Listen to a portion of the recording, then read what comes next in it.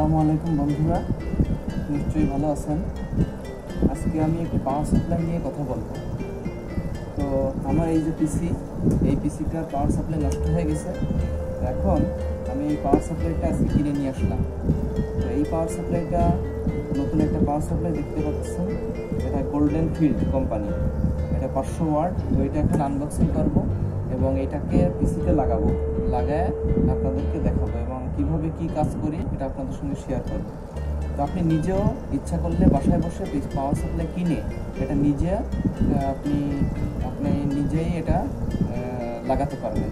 তো আমি এখন এটা খুলি।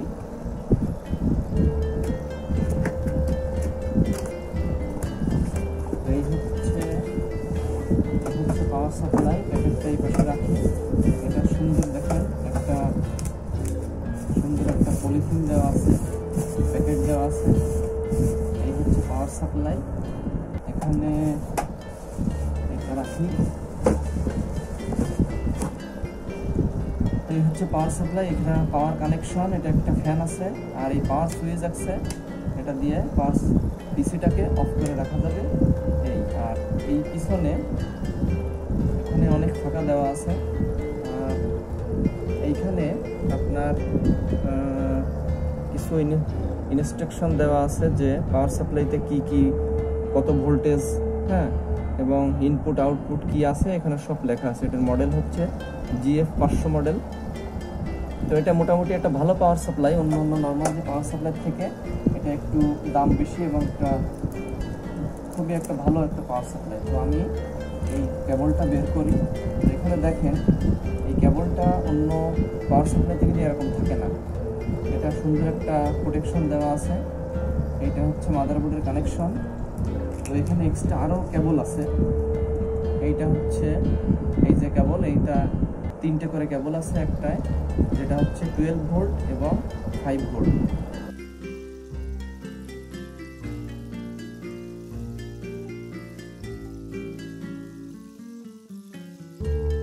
আর এই একটা হচ্ছে বড় পোর্টের এই একটা কেবল।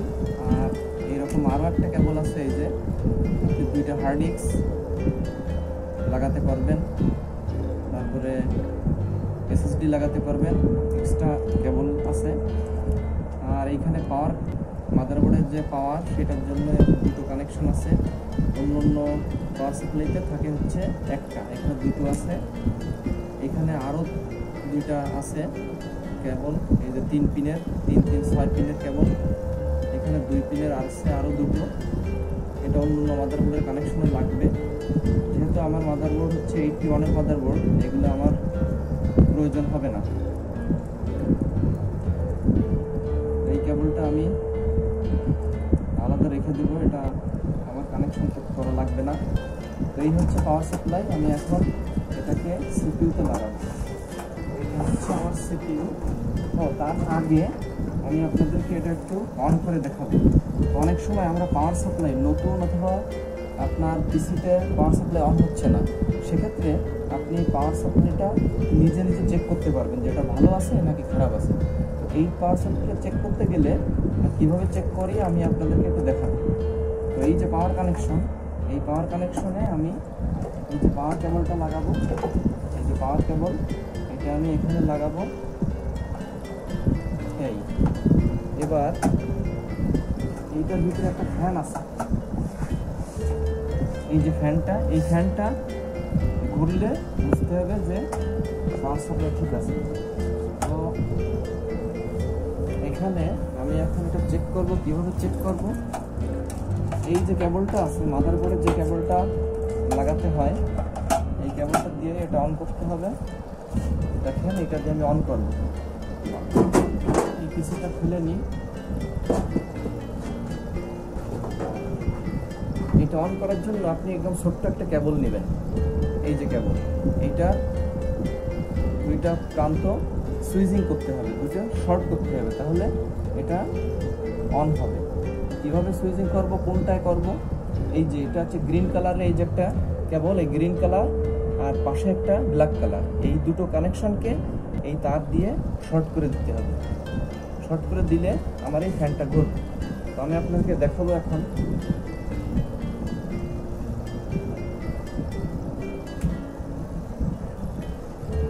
আমি পাওয়ার কানেকশন দিয়ে দিছি এবং এখানে এটা অফ আর এটা হচ্ছে অন। এখন এই ফ্যানটা ঘুরবে কি ঘুরে কিনা আমি দেখাবো। দেখেন আমি এখানে এই যে সবুজ, এখান থেকে 1 2 3 4 নম্বর সবুজ, 5 নম্বর কালো, তাহলে 4 আর 5 আমি শর্ট করে দেবো। তাহলে এখান থেকে 1 2 3 4, এই 4-এর ভিতরে একটা কেবল দিলাম, তার পাশে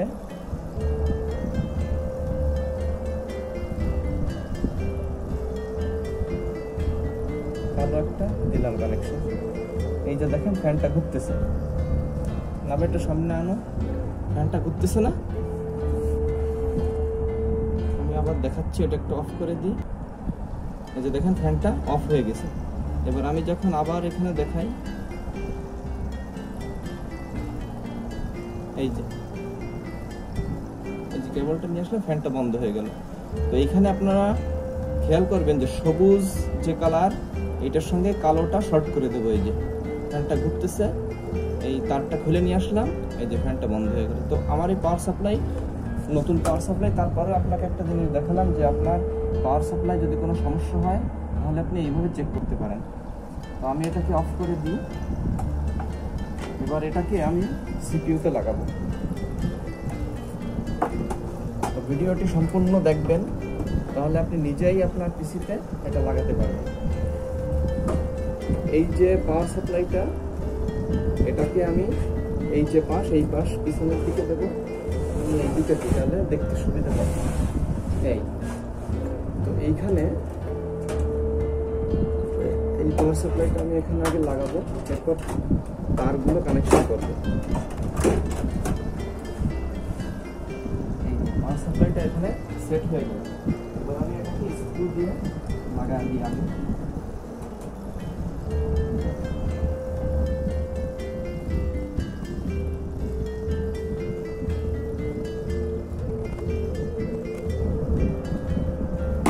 পাওয়ার সাপ্লাইটা লাগানো হয়ে গেল। এখন এখানে আমি তারগুলো কানেকশন করব।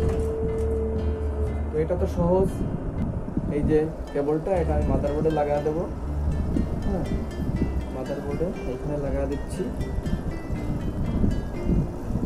আর এই কেবল উল্টোভাবে লাগানো সম্ভব না, যেভাবে হবে ঠিক সেইভাবেই লাগাতে হবে। উল্টো দিলে এটা কেবলটা লাগবে না। এই জন্য এখানে কোনো ভয় নেই যে উল্টে পাল্টে যাচ্ছে কিনা। মেইন কেবলটা লাগিয়ে দিলাম। এখন এই কেবলটা লাগাতে হবে।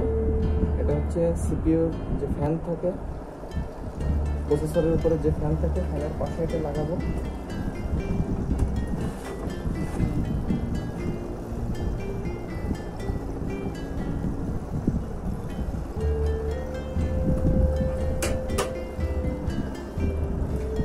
এরপর হার্ড ডিস্কের লাইনগুলো লাগাবো। আমার এখানে দুটো হার্ড ডিস্ক আছে, এই যে একটা, দুটো, আর একটা আছে এসএসডি আছে।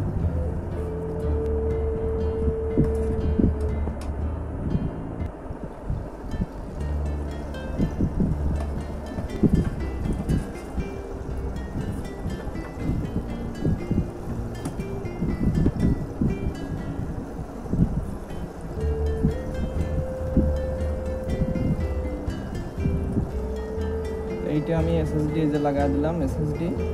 আর এইটা হচ্ছে হার্ড ডিস্ক লাগানো। এই একটা হার্ড ডিস্কে লাগাই দিছি পাওয়ার, এই একটা হার্ড ডিস্কে লাগাই দিছি। এখন আমার এখানে কাজ শেষ। এবার আমি পাওয়ার কানেকশন করব। এটা হচ্ছে সিপিইউর একটা ফ্যান, সিপিইউর ভিতরে ফ্যানটা লাগাই দিলাম।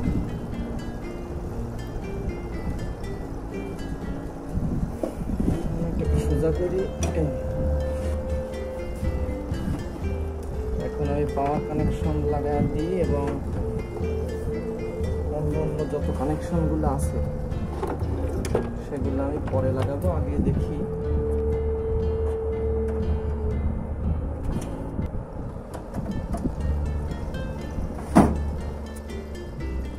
লাগাই দিলাম। এবার আমি কিবোর্ডের কানেকশনটা দিই।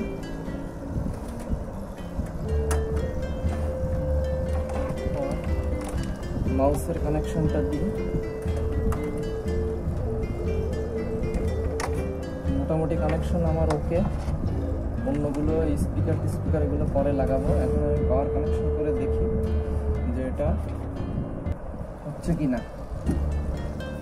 তো এখান থেকে আমি পাওয়ার অন করে দিচ্ছি। এবার সামনের সিপিইউ অন করে দেবো পাওয়ার। বিসমিল্লাহির রহমানির রহিম। এই যে পাওয়ার চলে আসছে, পাওয়ার হার্ড ডিস্কের লাইট জ্বলতেছে, ডিসপ্লে চলে আসছে, এই যে ডিসপ্লে চলে আসছে। তো আমার এটা প্রপারলি শাটডাউন দেওয়া হয়নি, যার কারণে এইটা আসতেছে। একটু দেরি করি আমরা। Starting Windows,